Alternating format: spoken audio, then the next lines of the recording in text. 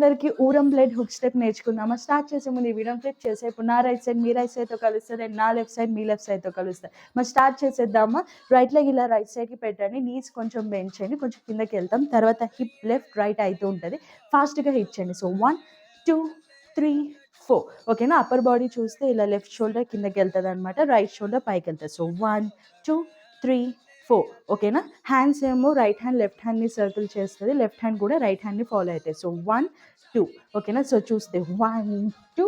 ఇప్పుడు స్లోగా left leg దగ్గర తెచ్చుకొని హ్యాండ్స్ ఏమో థమ్స్ హెడ్ దగ్గర పెట్టి ఇలా ఫింగర్స్ని షేక్ చేయండి.